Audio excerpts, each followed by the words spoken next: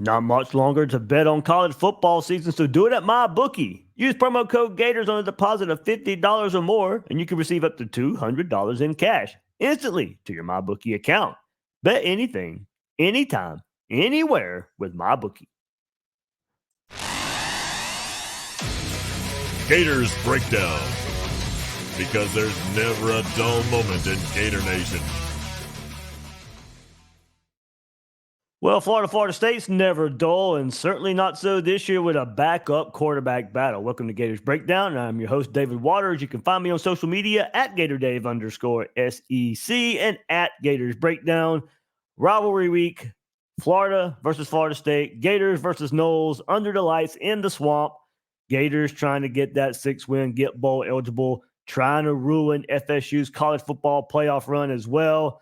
We're going to break it down right here on Gators Breakdown. Everybody hit that like button. Subscribe to Gators Breakdown if you haven't done so yet on your favorite podcast platform, right here on YouTube if you haven't subscribed yet. But hey, while you're here, just smash that like button. Doesn't cost you a thing. It really helps out a whole lot. But then also check out gatorsbreakdown.com. Even more coverage of Florida State to get you ready for that game. And of course, Gators Breakdown Plus. If you want to keep the conversation going, chat with Gators Breakdown Plus members on the Discord. You get extra episodes. You get ad-free episodes of Gators Breakdown. You get a newsletter for gatorsbreakdown.com. All that good stuff at Gators Breakdown Plus. Link is in the description to join. All right, let's get right into it. Let's not waste any time. Of course, it is Max Brown versus Tate Rodemaker. Not Graham Mertz versus Jordan Travis. Max Brown versus Tate Rodemaker. Of course, the big headline is the backup quarterbacks taking over for this game and leading their team. So how did Florida State get here? Let's take a look at their season so far. Opened up with the big win. The only common opponent between these teams is LSU. Seminoles, for the second season in a row, open up with a win over the Tigers, this time 45-24 over LSU. Then follow that up with a 66-13 win over Southern Miss. And then two really tough back-to-back games on the road at Boston College, a 31-29 victory, and then at Clemson. In the game Clemson probably should have won, but hey, teams, when you're undefeated like this, you find ways to win. Florida State found a way to win that one, 31-24 in overtime. Then a bye week, and then they go and face Virginia Tech at home, 39-17 win over Virginia Tech, 41-3 victory over Syracuse, 38-20 victory over Duke. Then they go to Wake Forest, get a 41-16 win, 24-7 win over Pitt. It would be next. And then, of course, the big rivalry over Miami, 27-20, that game going down to the wire. And then last week, of course, North Alabama, 58-13. The Seminoles were winners there. So the win over North Alabama extended the Seminoles' winning streak to 17 games, the longest active streak in the ACC, and the third longest active streak in the country. That's where it stings a little bit. We know Georgia's got that winning streak of theirs, and of course FSU has one as well. Florida's two biggest rivals on big-time winning streaks.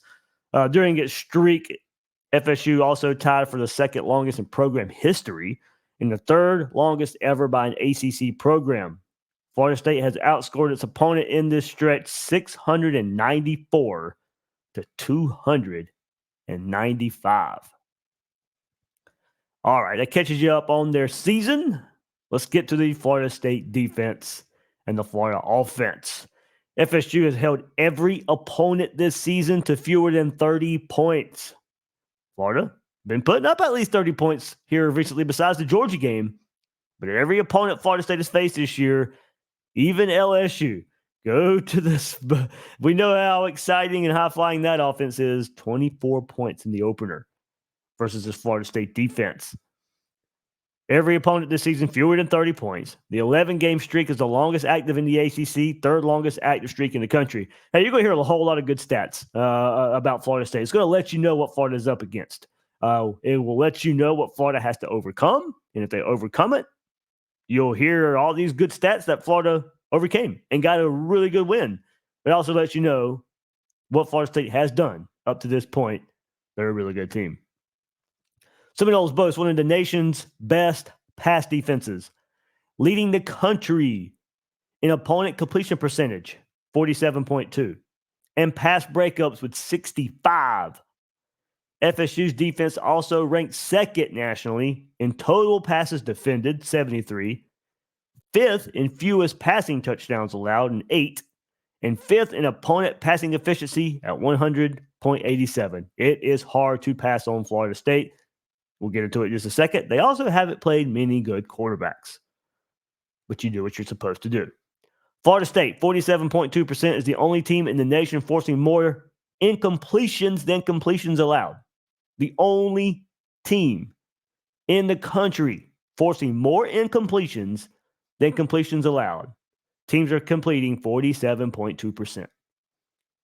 The last time a Power 5 team held its opponent below 50% completions in a season was 2018, when Michigan and LSU posted marks of 49.5 and 49.7, respectively.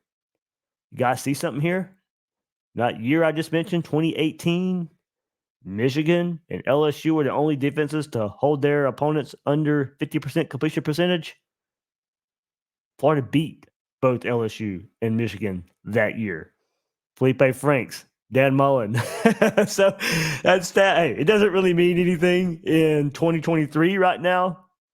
But an interesting note to take away from it. It lets you know, okay, well, it doesn't mean the defenses are unstoppable. And Florida's offense that year, Felipe Franks, was good. Nothing great about that offense. But that year was able to overcome that. So maybe there's a little something you can take away from it. Hey, put it this way. If it is something, if Florida goes on to win this game, we can go back and look at, hey, 2018 was the last time defenses had done this. Florida had a win over both those. If Florida gets one this weekend, we can sit here and say, hey, there's something to it. There's something to it on the Florida side. But, hey, in the grand scheme of things, it doesn't mean anything this year. But it would be funny if it plays out that way. Seminoles have held 5 consecutive Power 5 opponents below 50% completions. So on the season, for the whole season, it's under 50%. Part of that, 5 consecutive Power 5 opponents below 50% completion percentage.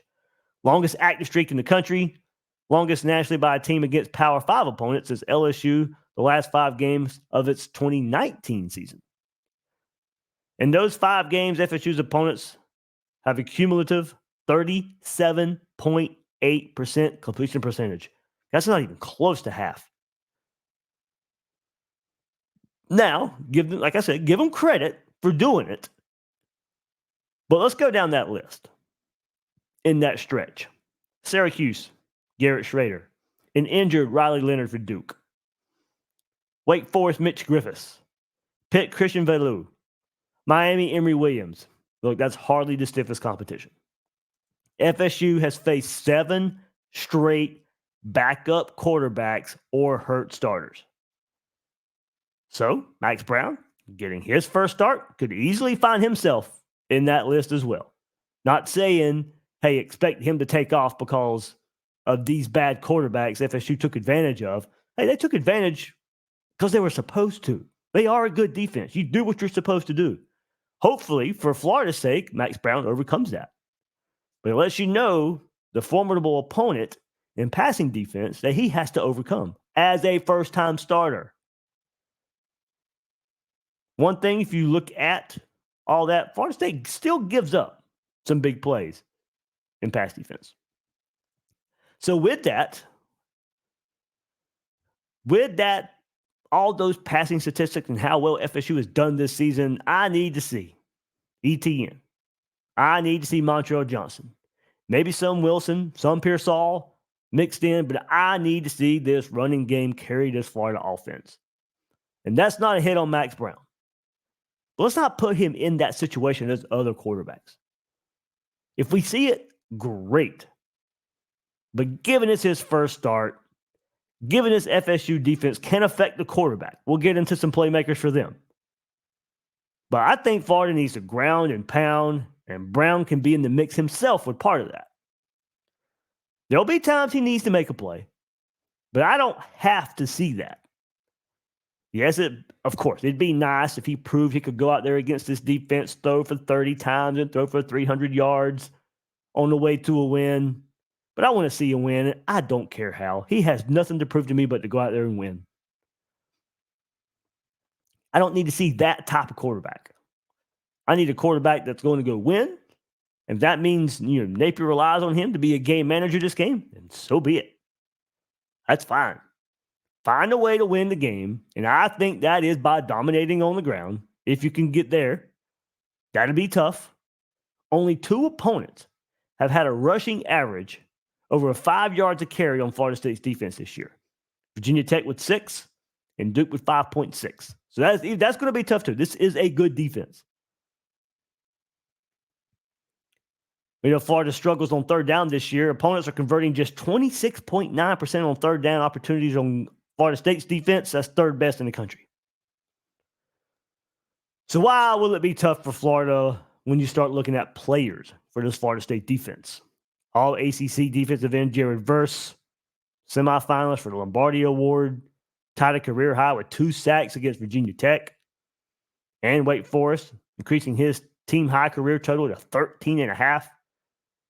Probably not living up to expectations this year because they were pretty lofty, but still a really good player. He's second among active Noles with 23.5 career tackles for loss. He has 4.5 of those on the season, or 4.5 sacks on the season. That's second most on the team. Patrick Payton leads Florida State's defensive line with 7.5 tackles for loss versus second with 6.5. Payton has 30 tackles, 9.5 for loss, and 3 sacks. Second on the team now, defensive lineman with 9 pass breakups, including 2 against Syracuse and North Alabama. His 9 pass breakups are the most for a defensive lineman in the ACC this year and tied for 3rd overall in the country. So something to look out for there is watch out if Payton starts getting his hands on the ball. But that's something you have to pick up on film. And look, if he's got 9 this year, he's having a lot of success doing it. So if there's any low passes or passes going over the middle, watch for Payton and how close he is, or if he does, cause some pass breakups. And hopefully those don't get tipped up in the air or anything and cause turnovers for Florida State. Florida State's primary linebacker trio, Kalen DeLoach, Tatum Bethune, DJ Lundy, are all FSU's 3 leading tacklers for the season. DeLoach ranks 5th in the ACC with a team-high 7 sacks on the season. His sacks are the most for a Seminole linebacker since 1993. DeLoach also leads FSU with 59 tackles, 10.5 tackles for loss. But something to monitor there. He was injured and missed last week's game. FSU head coach Mike Norvell expressed optimism in his return this week versus Florida, but nothing definitive yet. We'll see as this week goes along. And look, Florida was able to take advantage of Missouri's defense last week. That was missing some linebackers, so Florida may catch a break there 2 weeks in a row. And Renardo Green left last week's game against Northern Alabama with an injury as well. Had his arm in a sling in the second half. Very physical corner. 39 tackles, 2.5 tackles for loss, 10 pass breakups this year. That pass breakup total leads the ACC and is tied for 13th nationally. So there's just some players to look out for this Florida State defense. Renardo Green, linebackers, Kalen DeLoach, Tatum Bethune, DJ Lundy. As I said, all 3 of those guys leading Florida State in tackles. Patrick Payton, Jared Verse. That's who pinpoint look at for this Florida State defense. Florida's offense got their work cut out for them. This is a very athletic Florida State defense. They can control the line of scrimmage. We've seen Florida's tackles have trouble this year. Who knows the injury status of Austin Barber? We'll see if we hear more this week. Putting this out a little earlier this week, given the holiday, of course. So keep an eye on that. Is Austin Barber back this week? Is Hudson playing more? Cam Waits, those are the 3 main cogs. Damian George. See if we hear more. Doubtful he plays with the way that looked last week. But as we record this, not much in regards to the injury for the offensive tackles for Florida. So Max Brown's mobility, of course, can come into play. Florida State may not be able to just pin their ears back as much, but still, given a young quarterback, can affect him. So we'll see if Max Brown are able to overcome that. But if Florida gets the ground game going, as you heard Seth and I talk about earlier this week, run at those tackles for Florida State. You can slow them down. You can beat them up. Maybe there's something there. All right, we will go to the other side here in just a second. But hey, guys, we know there is plenty of football right now. NFL, college. When your money's on the line, choose a trusted sports book that gives you the tools to win, like MyBookie. There's action for new and existing customers. Look, of course, it's Thanksgiving week. There's a lot of action for you. And there's a lot of action on the gridiron with the NFL and rivalry week in college football. Make this week even more exciting by betting at MyBookie. Use MyBookie for daily odds boost, same game parlays, and take advantage of huge prize pool contests. Plus, MyBookie has a no strings attached cash bonus that lets you deposit and withdraw quick. Just use promo code Gators on your first deposit and receive up to $200 in cash. That's promo code Gators to claim your own cash bonus now. And if you're an existing customer, thank you so much. But you can also get a 50% bonus reload at MyBookie. So guys, don't wait any longer. Bet anything, anytime, anywhere, only at MyBookie. All right, we're going to go through some stats for Florida State's offense as well. And of course, all that is with quarterback Jordan Travis. So this will give us a glimpse of what they have done up to this point and maybe what they can do and or how much everything changes without Jordan Travis at quarterback and Tate Rodemaker taking over. So Florida State leads the ACC in both scoring offense, 40.1 points per game. That's 7th nationally. They lead the ACC in both scoring offense and scoring defense, 16.9 points per game. That's 12th in the country. And it's the only team in the ACC and one of 4th nationally ranked in the top 12 in both categories. So combining what we just discussed, but combining it with their offense. Florida State and Georgia. I mean, this is how ugly this stuff is with this winning streak that's going on and how down Florida is. Florida State and Georgia are the only 2 teams in the country ranked in the top 20 in both passing offense and pass defense. FSU and Oregon are the only teams in the nation leading their conference in both pass efficiency and pass efficiency defense.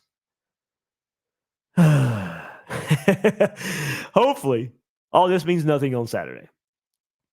But here's a stat for me personally because of a couple of reasons. Florida State, that offense, leads the ACC in fewest turnovers. 5th, or five turnovers. Fewest turnovers in the ACC with 5. That's 1st nationally. Only 5 turnovers on the whole season. Interceptions thrown. That leads the ACC. Only 2 interceptions thrown. That's 2nd nationally, with Jordan Travis, of course. Florida's defense is 130th nationally in creating turnovers, with only 7 turnovers forced this season. Also 130th, with only 3 interceptions forced. So Florida's only forced 3 interceptions. FSU's only thrown 2, but that's without Jordan Travis. So Florida State, Travis was really good at protecting the ball. Can Florida force Rodemaker into any interceptions? Can you get pressure? Can you get the crowd? Can all that come into effect for Rodemaker making his first start this season? Now, if you look at Rodemaker, he's shown good command of the RPO offense. Go back to that Louisville game last year where he helped storm and lead a comeback for Florida State. Heavy RPO action. He has one-on-one, especially with Johnny Wilson there at receiver. That RPO slant pass was something he just relied on. Now, you hope for Florida State's sake, you hope that he would have grown from that and expanded his playbook. Looked like that last week versus North Alabama, but it's North Alabama. But against Florida State, that's with Louisville last year, there was a lot of that. He's definitely a pass-first quarterback. Now, he can escape pressure. He's not a statue, but he's pass-first quarterback. Not afraid to throw the ball down the field last week versus North Alabama. He's known to have a live arm, not afraid to throw the ball down the field. With little experience, he's been known to maybe need to clean up his pocket presence, pocket awareness. That's led him to taking sacks. So, of course, it's going to be up to this Gator pass rush that has hardly generated anything with, not even consistency, just hardly generated anything at all in pass rush. Rodemaker, I'll go back to that Louisville performance. Besides last week against North Alabama, his most extensive and meaningful action came last year against Louisville. 6 of 10 for career high 109, 2 touchdowns, come from behind victory for Florida State against Louisville a season ago.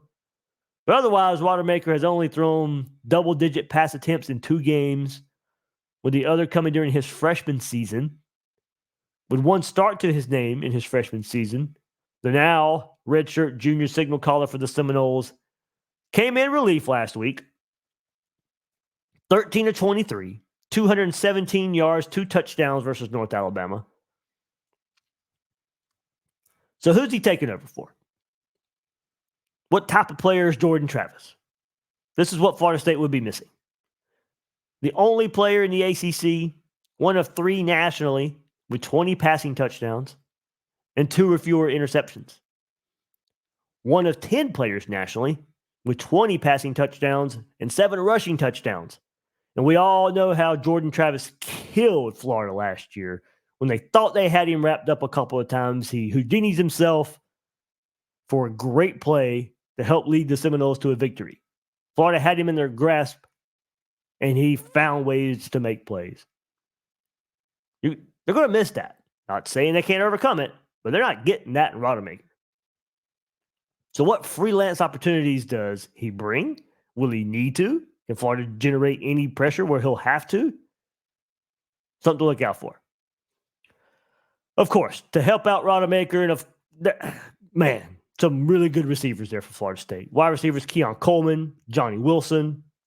Coleman leads FSU with 45 catches, 615 receiving yards, and 11 receiving touchdowns. Leads the ACC, ranked 7th nationally in receiving touchdowns. Ranked 7th in the ACC in receiving yards per game and 8th receptions per game. Do not forget about his punt return responsibilities. For the first time in his career at Florida State, he's returning punts. That's 2nd in the ACC, 11th nationally, and averaging 11.1 yards per return. So look out for Coleman returning punts as well. And look, he shows up in big games. Season opener versus LSU, 9 catches, 122 yards, 3 touchdowns in that game. At Clemson, 5 receptions, 86 yards, 2 touchdowns. Now, he has come back to earth a little bit recently, dealing with some injury. Against Miami, 4 catches, 24 yards, but did have a touchdown. Missed the game versus Pitt on November 4th due to injury. Playmaker. With balls up in the air, he thinks it's his. And a lot of times he comes down with it. Coleman and Johnny Wilson were both on the preseason Biletnikoff watch list. Wilson, of course, 2nd year for him at Florida State. Remember, he was with Ricky Pearsall at Arizona State. Wilson added 7 catches for 104 yards against LSU. First time since 2018 at NC State that Florida State had multiple players cross the 100-yard receiving mark. Wilson also led FSU with 105 receiving yards at Boston College. That was his 5th career 100-yard game. Led FSU in receiving yards versus Miami with 82, Duke with 58, Virginia Tech with 54 and 2 touchdowns. Clemson, he had 94 yards, and Boston College 105 yards. Coleman led FSU in receiving yards against LSU with 122, Southern Miss 48, Syracuse 140. Running game. Main production comes from returning All-ACC back Trey Benson. Set the FSU single game record, a minimum of 10 rushes, with 18.2 yards a carry versus Virginia Tech. running for 200 yards and 2 touchdowns on just 11 rushes. He's been held in check in the run game most of the year, though. Like I said, the 18.2 versus Virginia Tech, also had 8.1 versus Pitt. But I went and looked, and Power 5 play held to about 4 yards a carry outside of those 2 games. So, of course, it shows, and we know it anyway, shows the ability that he has. He can take over a game, and we've known the struggles this Florida defense has had. Outside runs, counters. You can best bet with Rodemaker making his first start this season, they're going to be leaning on that run game. There's big plays waiting to happen. If there's struggling linebacker core for Florida, not ready to play, not filling their gaps, not in their lanes, not ready at the snap, it can be there for Florida State. Benson, hey, look, really good receiver out of the backfield as well. Have to watch for that. But look for him to be more of a focus. With Rodemaker taking over, or if he's struggling. Man, the offensive line, that used to be a joke for Florida State. That used to be a running joke for so many seasons. Not so much this year. Not so much. The Noles starting 5 last week against North Alabama combined for 203 starts. They entered the 2023 season with the most games played and the most games started on the offensive line, combining for 214 starts and 307 appearances. The experience, the cohesion, paying off for Florida State. All 8 players on Florida State's 2-deep offensive line depth chart are juniors or seniors. All 8 are at least in their 4th year of playing college football. Experience up front against a struggling Florida defensive line. So, of course, the big question is how much changes without Jordan Travis on the field? I already mentioned the freelance plays he was able to make last year, and which were probably pretty much the difference in the game last year. On the road in a hostile environment with Rodemaker, running the ball makes sense. But we know, we've watched this defense. Florida struggles stopping the pass. Rodemaker's been in this system for years for Florida State, but he hasn't faced an environment like he will Saturday night. Now, look, I know we can all go back to the Arkansas game and say, well, they didn't have any problem in the swamp. That's true. They didn't. Noon game, believe me, the crowd was not really into it. That's kind of just been a MO for Florida, crowded for a noon game. It will be a different feeling crowd with the desperation of making a bowl game. Rival Florida State, under the lights. It will be a different crowd. You hope it makes a difference. And Rodemaker is just somewhat blindsided by it. He has not faced an environment like this. Much like Florida relying on the ground game makes it easier.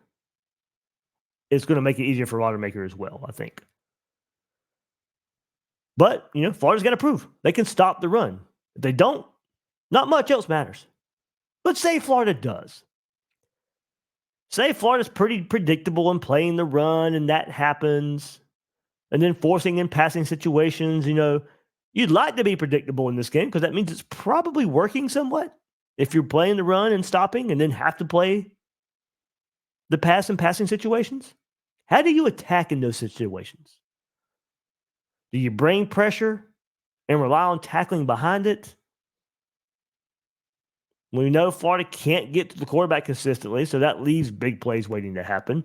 Do you sit back, try to keep everything in front? Either way, it comes down to tackling. And Florida State's got some big physical playmakers. Throw Jaheim Bell in there too at tight end. Florida struggled tackling. And we saw it on display, full display, all fresh in our minds against physical type of players last week versus Missouri. It's not the slippery kind as Jaden Daniels a couple weeks ago at the quarterback position. That's what you were getting if Jordan Travis was still quarterback, something like that. But now it's the physical presence at wide receiver, the physical presence at tight end for Florida State that Florida now has to worry about. And it didn't look so great last week.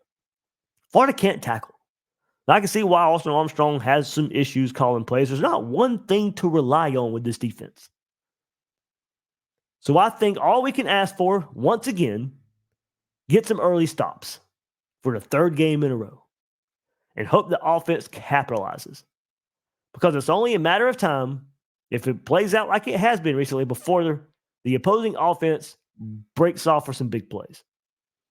If you can jump on Florida State at home, like you were unable to do so on the road at LSU and Missouri, when the defense did force some early stops, then maybe this can turn into a Tennessee-like game from earlier this season. And the momentum takes over. And the crowd takes over. Florida feeds off of it and builds a big lead. I think that's the path here as well. Especially given the situation for Florida State at quarterback. Jump on them, put some pressure on the quarterback. Make him have to make some plays. More than likely, he's going to make some. And if you can build a big enough lead, maybe when they do hit those plays, you've already built a big enough lead where it won't matter. And that's where I'm going with this. I'm going against every fiber of my being here. I'm going against every thought I have about this game. It makes no sense what we've seen so far this season. I'm going to fully admit it.